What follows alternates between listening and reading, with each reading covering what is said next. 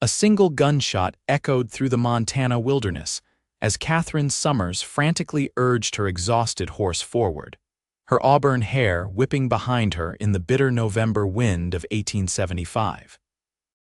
The stagecoach she had been traveling in lay in ruins miles back, its other passengers and driver dead, victims of a brutal attack by outlaws who'd taken everything of value, including her coat and belongings, leaving her with nothing but the thin shawl she'd managed to grab before escaping into the wilderness. The temperature was dropping rapidly as the afternoon sun began its descent behind the distant mountains. Catherine's fingers had gone numb as she clutched both her woolen shawl and the reins of her borrowed horse, a forgotten spare from the stagecoach stable that had thankfully followed the main team out of loyalty. The poor beast was as unprepared for this journey as she was, having been hastily saddled when the attack began. "Just a little further," she whispered through chattering teeth, though she had no idea where she was heading. The small mining town of Silver Creek was supposedly somewhere ahead, but how many miles remained was anyone's guess. Her original plan to join her aunt in Helena now seemed like a distant dream. The first snowflakes began to fall, delicate at first, then increasingly urgent. Catherine's thin dress and single-layer shawl provided almost no protection against the growing storm. The cold seeped into her bones as the horse slowed, its breath creating clouds in the frigid air. When the animal finally stumbled to a stop at the edge of a small clearing, Catherine knew she couldn't force it any further. She slid from the saddle, her legs nearly buckling beneath her. With trembling hands, she tried to lead the horse toward a cluster of pines that might offer some shelter from the storm, but her strength was failing. "Come on, girl," she murmured. "We can't stop here." "You've got that right, miss." The deep voice startled her so badly that she nearly fell. Catherine whirled around, clutching her shawl tighter around her shoulders as she faced the stranger. He sat astride a muscular chestnut stallion, his broad shoulders covered by a heavy sheepskin coat. His face was partially shadowed by a well-worn Stetson, but she could make out a strong jawline covered with several days' worth of stubble. A Winchester rifle rested casually across his saddle. "Those tracks you're leaving might as well be an invitation to the men I'm guessing you're running from," he said, dismounting with fluid grace that belied his large frame. Catherine took an instinctive step backward. "How do I know you're not one of them?" He approached slowly, hands slightly raised in a non-threatening gesture. As he drew closer, she could see his face more clearly, rugged features, a straight nose that had been broken at least once, and the most startlingly blue eyes she'd ever seen. "Name's Noah Sloane. I run cattle about 10 miles north of here." He glanced at her thin shawl and the way she shivered uncontrollably. "And unless I miss my guess, you're about 20 minutes from freezing to death." Catherine wanted to deny it to maintain some shred of dignity, but another violent shiver racked her body. "The stagecoach, they killed everyone else."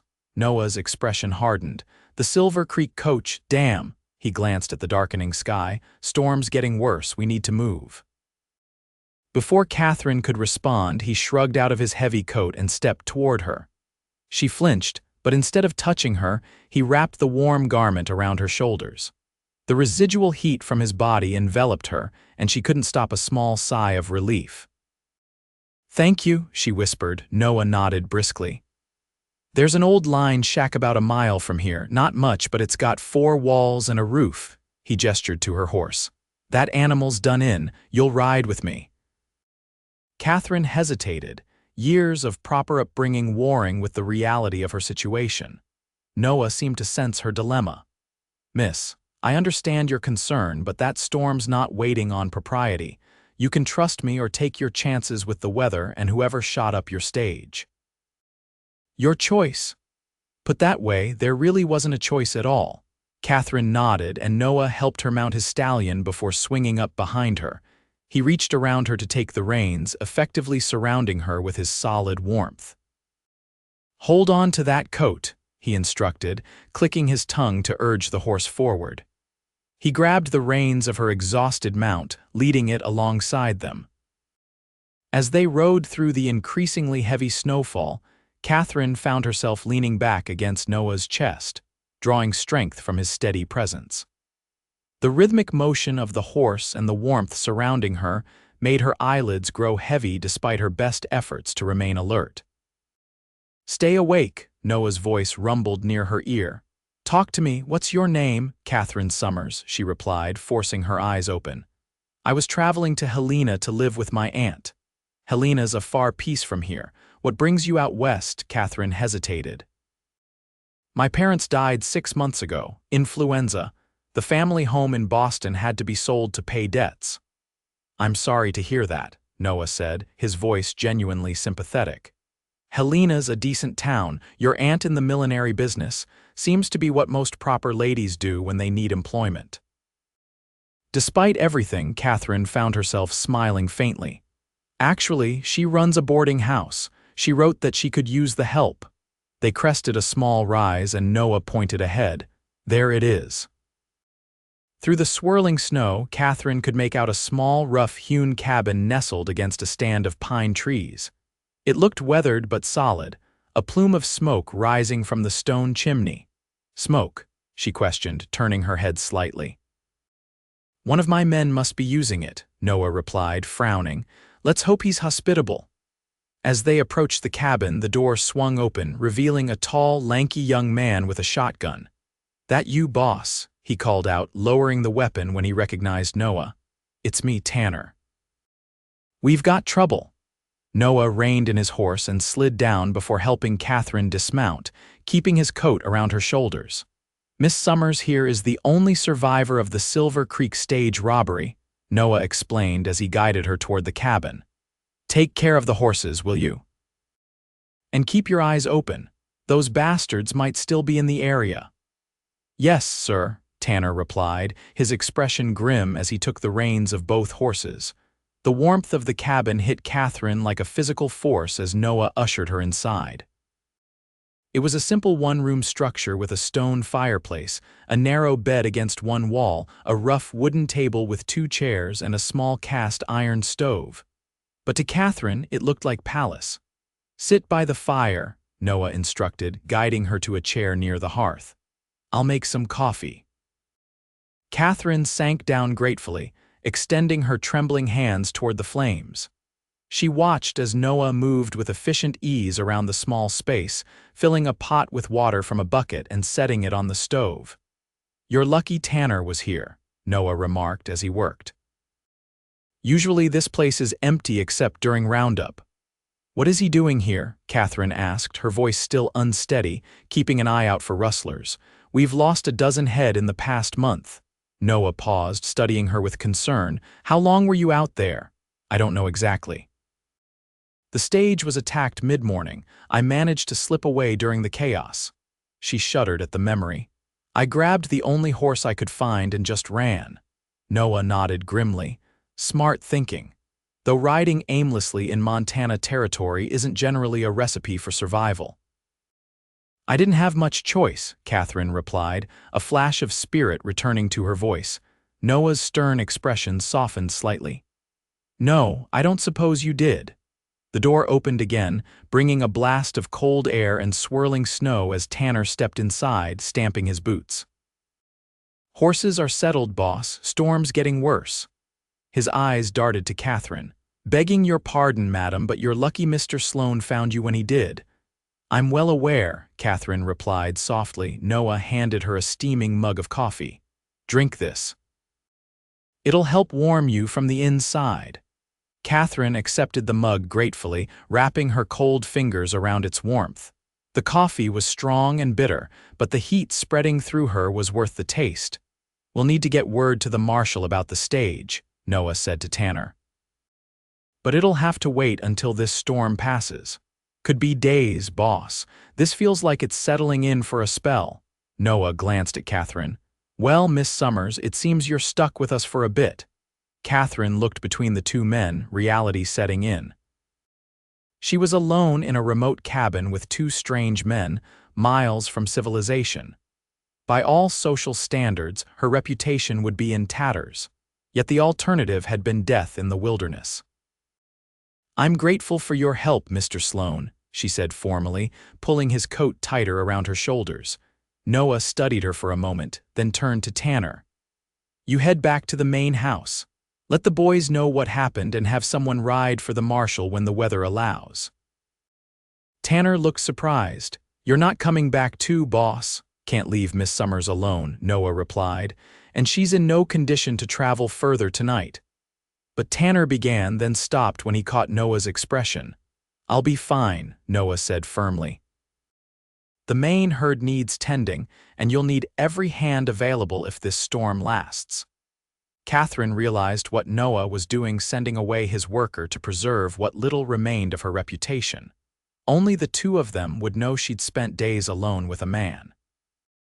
It was a surprisingly gentlemanly gesture from the rough cowboy. "If you're sure, boss," Tanner said reluctantly. "I am. Take my horse, he's fresher." Noah clapped the younger man on the shoulder. "Be careful out there." After Tanner departed, a heavy silence fell over the cabin. Catherine sipped her coffee, acutely aware of Noah moving around the small space, adding wood to the fire and checking the provisions.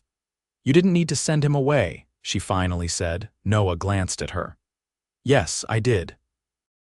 I know enough about proper ladies to understand what this situation would mean for you." "And you care about my reputation?" Catherine asked, unable to keep the surprise from her voice.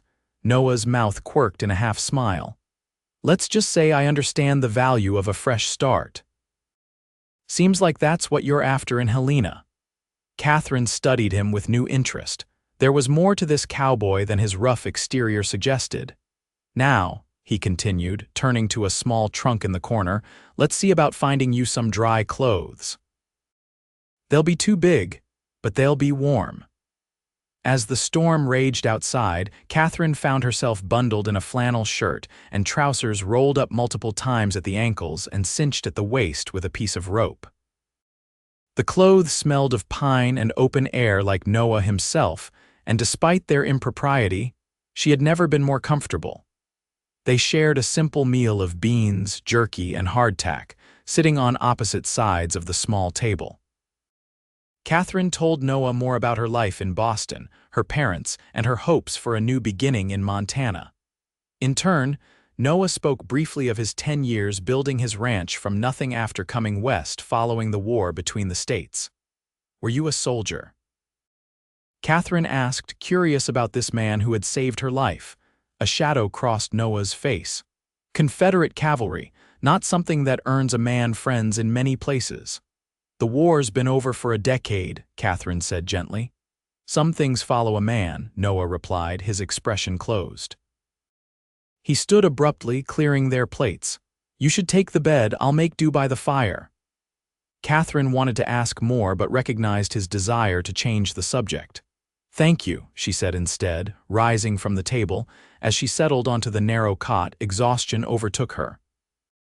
The last thing she saw before drifting off was Noah spreading his bedroll near the hearth, his profile illuminated by the dancing flames. Catherine woke to the smell of coffee and the sound of wood being added to the fire. For a moment, disorientation gripped her, the unfamiliar ceiling, the rough blankets, the heavy silence outside. Then memory flooded back. The stagecoach, the attack, the desperate ride through the wilderness, and Noah. She turned her head to find him crouched by the fireplace, stoking the flames. Morning light filtered dimly through the cabin's single window, revealing a world transformed into white. The storm had continued overnight. "How bad is it?" she asked, her voice rough with sleep. Noah glanced over, seemingly unsurprised that she was awake. 2 feet at least and still coming down. We won't be going anywhere today." Catherine sat up, pulling the blankets around her shoulders. The cabin was reasonably warm near the fire, but the air held a definite chill. "Coffee's hot," Noah said, nodding toward the stove. "And I've got some bacon and biscuits from yesterday's saddlebag. Thank you." Catherine slid her feet to the floor, wincing as they touched the cold planks. She quickly donned her borrowed boots and made her way to the table. acutely aware of her disheveled appearance and the unconventional clothing. Noah handed her a steaming mug, their fingers brushing momentarily. A curious warmth that had nothing to do with the coffee spread through Catherine's chest. "Your dress should be dry," Noah said, nodding toward her garment hanging near the fire, "though it won't do much against this cold." "These clothes are fine," Catherine assured him, gesturing to her borrowed attire. "Warmer than my dress, certainly." Noah's lips twitched. "Never thought I'd see a Boston lady looking comfortable in trousers." "Necessity is quite the teacher," Catherine replied with a small smile of her own. "Though I must say they're remarkably practical. I'm not sure why we ladies must suffer with layers of petticoats and corsets." Noah's blue eyes crinkled with amusement. "Don't let Mrs. Abernathy from town hear you say that. She'd have you committed for such talk." "Is she the local arbiter of propriety?" Catherine asked, sipping her coffee. "That and the owner of the only hotel in Silver Creek runs it like a military operation." Noah turned his attention to cooking breakfast, expertly slicing bacon into a cast-iron skillet. As they ate, Catherine found herself studying Noah more carefully in the daylight. Despite his rugged appearance, there was an intelligence in his eyes and a gentleness in his movements that intrigued her. His hands, though calloused from ranch work, were deft and precise. "How long have you had your ranch?" she asked. 8 years, Noah replied. "Started with 20 acres and 6 scraggly cows. Now I've got nearly 1,000 acres and 200 head of cattle." "That's impressive," Catherine said sincerely. Noah shrugged, uncomfortable with the praise. "Just stubborn is all. This country doesn't give anything away for free." "Neither does Boston," Catherine said with a touch of bitterness. "After my parents died, I discovered my father had been in considerable debt. The family lawyers were quite eager to inform me that as a woman, I had few options." "Is that why you're traveling to your aunt's?" Catherine nodded. "She's my mother's sister. When she heard about my circumstances, she offered me a place immediately." "I've never met her. She came west 30 years ago, but her letters were kind." "Helena's growing fast," Noah remarked. "Lot of opportunities there." "And what of Silver Creek?" Catherine asked. "What kind of place is it? Small, rough around the edges, but decent people mostly." Noah refilled their coffee cups. The silver mines brought folks initially, but ranching's taking over as the veins play out. They spent the morning talking, sharing more of their histories and finding surprising common ground despite their different backgrounds. Catherine learned that Noah had been educated at a Virginia military academy before the war, and he seemed impressed by her knowledge of literature and history. When Noah needed to check on the lean to where Catherine's horse was sheltered, she insisted on accompanying him. The snow was up to her knees as they trudged through the drifts, and the wind cut through her borrowed clothes. Without a word, Noah unwound his scarf and wrapped it around her neck. "Won't you be cold?" she protested. "I'm used to it," he replied simply. The exhausted horse seemed content in its shelter, munching on hay that Tanner had providentially stocked. As they made their way back to the cabin, Catherine slipped on a patch of ice hidden beneath the snow. Noah caught her instantly, his strong arms preventing her fall. For a moment they stood frozen, their faces inches apart, his hands steady at her waist. "Thank you," Catherine whispered, suddenly very aware of his proximity and the intensity of his blue eyes. Noah released her slowly, almost reluctantly. "We should get back inside." That evening, after a supper made from the cabin's meager provisions, they sat before the fire, the storm still howling outside. Catherine had found a tattered book of poetry in the trunk that held the spare clothes, and she read aloud while Noah whittled a piece of wood with practiced precision. "You read well," he commented during a pause. "Makes the words come alive." Catherine smiled, pleased by the compliment. "My father loved poetry. He would have me read to him every evening." "What was he like?" Noah asked, setting aside his carving. Catherine's smile turned wistful. "Brilliant." "Distracted. He was a professor of history at Harvard. Always lost in the past, my mother used to say." She traced the worn cover of the book. "He loved teaching more than anything." Sounds like a good man. He was. Both my parents were good people. Catherine blinked rapidly, fighting sudden tears. I miss them terribly. Without thinking, Noah reached across the space between them and took her hand. His palm was rough against her softer skin, but his touch was gentle. Grief's a hard trail to ride, he said quietly. Doesn't get easier exactly, but you learn to carry it better. You speak from experience, Catherine observed, not pulling her hand away. Noah nodded, his eyes reflecting the firelight. Lost my younger brother at Gettysburg. My parents within a year after the war ended. His thumb absently brushed across her knuckles. Sometimes I think that's why I came west. Nothing left to hold me in Virginia. And have you found what you were looking for here? Catherine asked softly. Noah's gaze met hers, something unspoken passing between them. Parts of it, maybe. The moment stretched between them, charged with possibilities neither was ready to acknowledge. Finally, Noah gently released her hand and stood. Should check the fire for the night, he said, his voice slightly rough. Catherine nodded, understanding his need to step back from the intimacy that had developed so unexpectedly between them. As she prepared for sleep, she found herself wondering what might happen when the storm cleared, and they returned to the normal world with all its rules and expectations. The next morning, the snow had stopped, though drifts piled against the cabin reached almost to the windowsill. They spent the day in domestic companionship. Noah chopped more firewood while Catherine organized their dwindling supplies and mended a tear in his spare shirt. The simple domesticity felt strangely natural, as if they'd known each other for years rather than days. By the third day, cabin fever began to set in.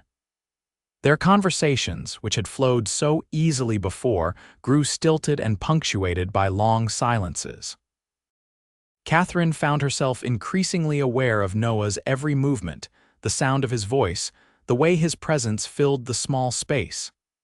"Tell me about your ranch," she said that afternoon. Desperate to break the tension that had been building, Noah looked up from the coffee he was brewing. "What do you want to know?" "Everything. What you raise, what your house is like, your daily life." A smile touched Noah's lips. "It's nothing fancy. Main house is just 4 rooms, built it myself. Got a bunkhouse for the hands, only 4 of them year-round, more during roundup. Barn, corral, the usual outbuildings. But it's yours," Catherine said. "You built it from nothing." "I did," he acknowledged, a note of pride in his voice. "Mostly raise longhorns, though I've started bringing in some Herefords. They weather the winters better. Do you ever get lonely?" The question slipped out before Catherine could stop it. Noah studied her for a long moment. "Sometimes, ranch work keeps a man busy, but winter nights get long," he hesitated. "Truth is, a ranch needs a woman's touch, a family, always meant to find a wife once I got established, but...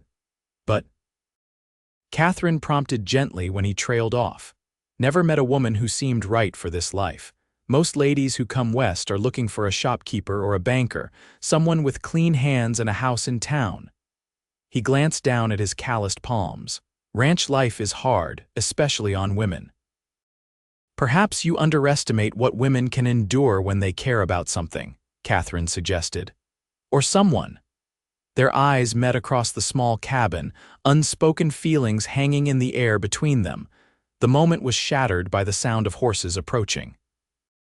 Noah was instantly alert, grabbing his rifle and moving to the window. 3 riders, he reported, tension evident in his stance. "Could be my men, could be the stage robbers." Catherine's heart raced as she joined him at the window, staying carefully to the side. Through the glass, she could make out 3 mounted figures approaching through the snow. "It's Tanner," Noah said with relief, recognizing his ranch hand. "And looks like the marshal's with him." Noah opened the door as the riders reached the cabin. Tanner dismounted first, followed by an older man wearing a marshal's badge and a 3rd rider Catherine didn't recognize. "Boss," Tanner called out. "Trail finally cleared enough to get through.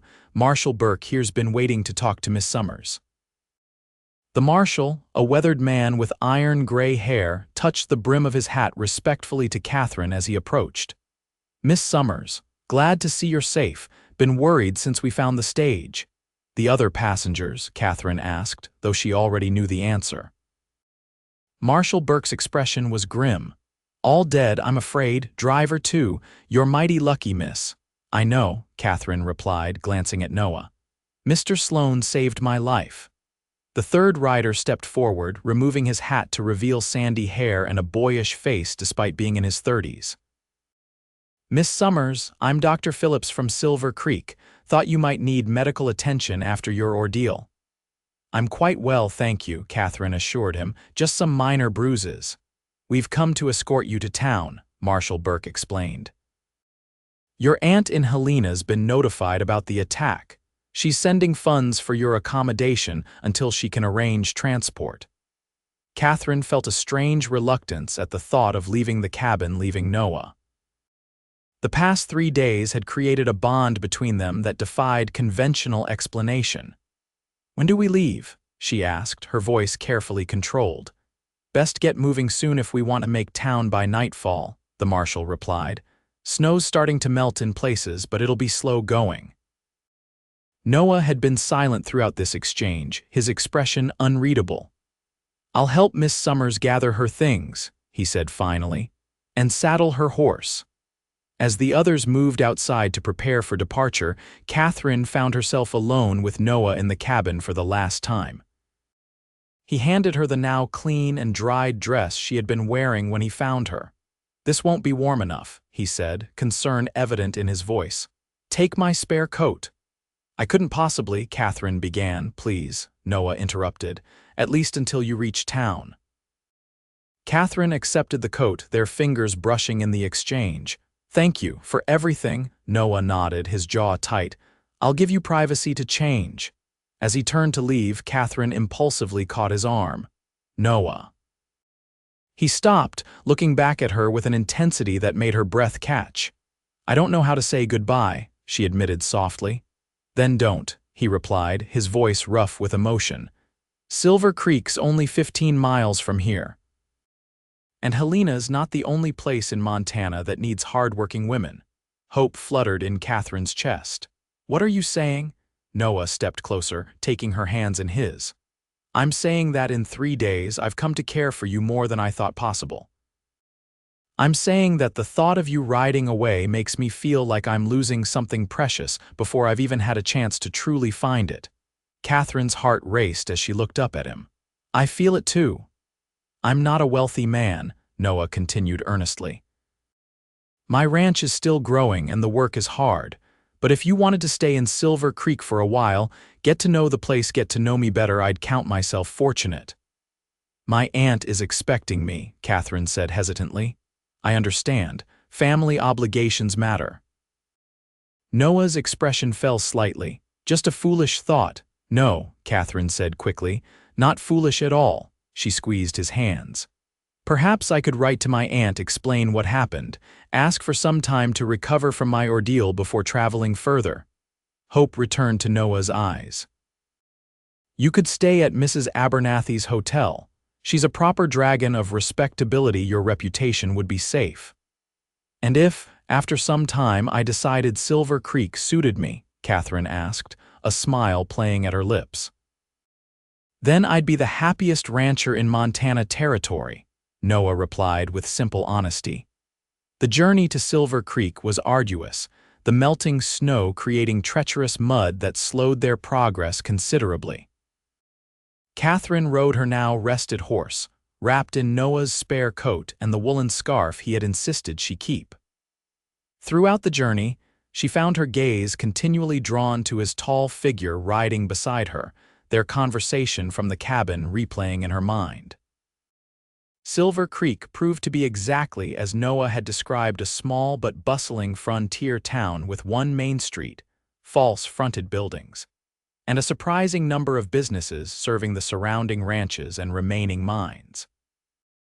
Mrs. Abernathy's hotel was a tidy 2-story structure with genuine glass windows and a sign proclaiming clean beds, good food, no riffraff. The proprietress herself was a formidable woman in her 60s with steel-gray hair pulled into a severe bun and sharp eyes that missed nothing. She listened to Marshall Burke's explanation of Catherine's circumstances with appropriate sympathy but clear assessment. "You poor dear," she said, eyeing Catherine's borrowed coat and the thin dress beneath it. "We'll need to get you properly outfitted. Can't have you catching your death after surviving all that." "My aunt is sending funds," Catherine assured her, "and I have skills I can work for my keep until they arrive." Mrs. Abernathy's gaze softened slightly. "What sort of skills, dear?" "I kept my father's accounts at his school and I've managed household staff. I can cook, clean, and I'm a quick learner." A considering look crossed the older woman's face.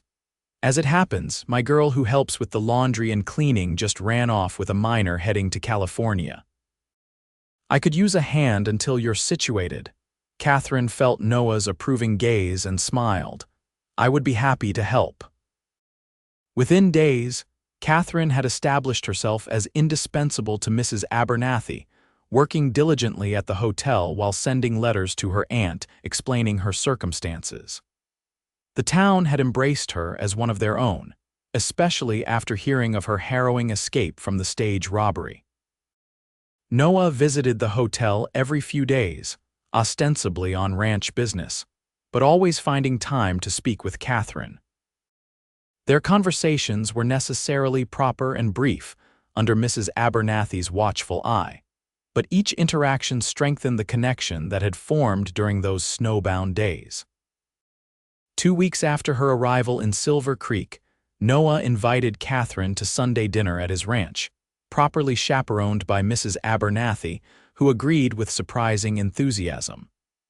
Catherine suspected the older woman had developed a soft spot for the hard-working rancher. The Sloane Ranch was everything Noah had described and more. Though modest compared to some of the grand homes Catherine had known in Boston, the main house was solid and welcoming, with a wide porch and simple but comfortable furnishings.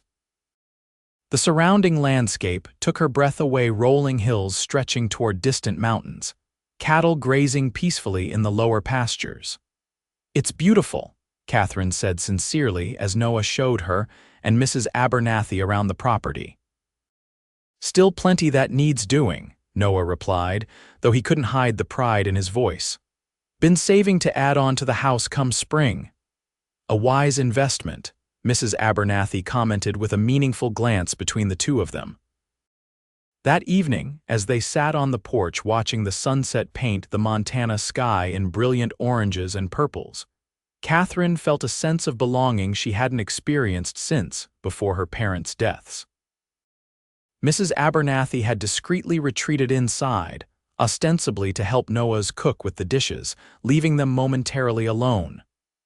"Are you happy here, Catherine?" Noah asked quietly, his gaze on the distant mountains.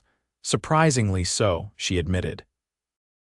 "I never imagined myself in a place like this, but there's something about it that feels right." Noah turned to her, his blue eyes serious. "I received a letter from your aunt today." Catherine's heart skipped. "What? How?" She wrote to the marshal after receiving your letters asking about me. A smile tugged at his lips. "Seems you mentioned me quite a bit in your correspondence." Heat rushed to Catherine's cheeks. "What did she say?" She asked what my intentions were regarding her niece. Noah's voice was steady, but Catherine could detect an undercurrent of nervousness. I took the liberty of responding. "And what did you tell her?" Catherine asked, hardly daring to breathe. Noah reached into his pocket and withdrew a folded piece of paper. "She wrote back, said I should give you this." With trembling fingers, Catherine unfolded the letter. Her aunt's handwriting was firm and clear. "My dear Catherine, I have received Mr. Sloane's letter regarding his feelings for you and his hopes for your future together. While I had looked forward to welcoming you into my home, I cannot in good conscience stand in the way of what appears to be a genuine attachment.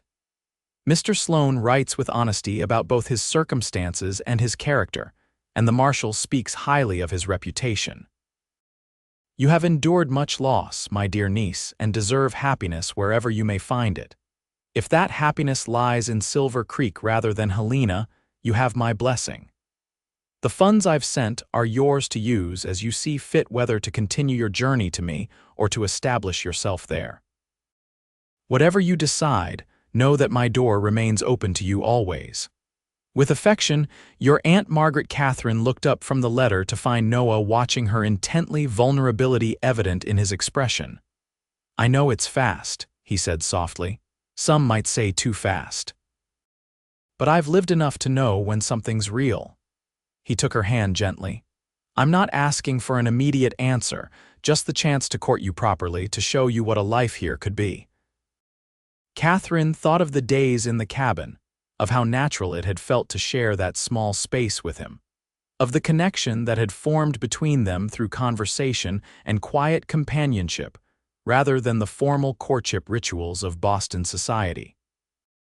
Sometimes, she said carefully, the heart knows what it wants even when convention says it should wait.